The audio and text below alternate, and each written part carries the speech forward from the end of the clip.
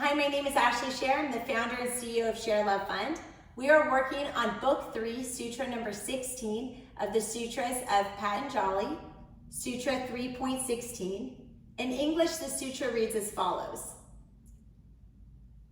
By practicing quintessential concentration of the mind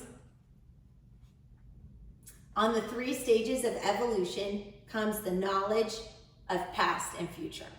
So this I personally don't really believe, and you can take your own take on it. At ShareLove.Fund, we don't advocate any particular way of thinking. What we do try to encourage is analytical skills and making your own decisions for empowerment. So this sutra is saying that when you have this deep sense of meditative enlightenment, you will know the past and the future. So the way I interpret this is like this. Okay, so the past everybody knows because it happened.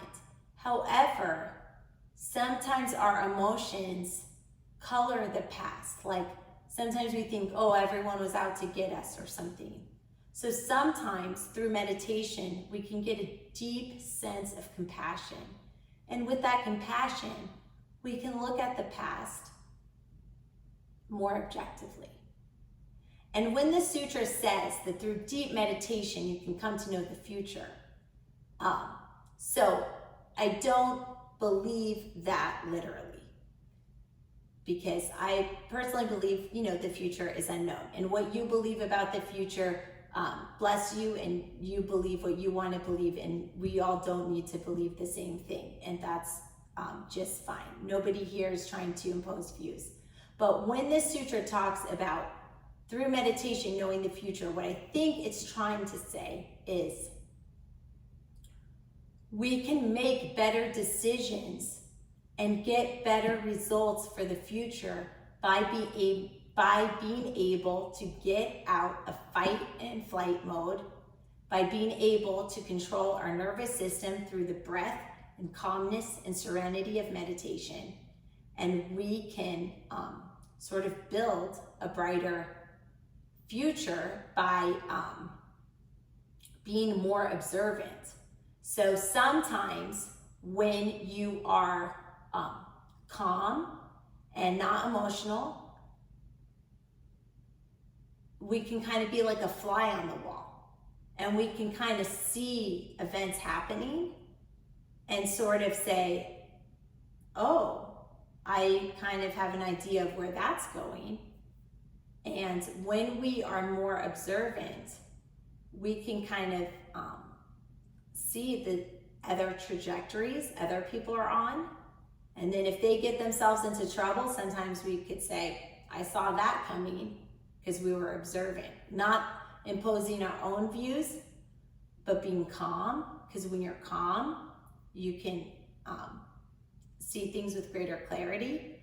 In one yoga sutra, they talk about looking at your reflection in a river, and if you scramble the water, then your face is distorted. But if the water of the river is totally calm, like glass, and you look in, it's not a distorted view of your face. So you could think of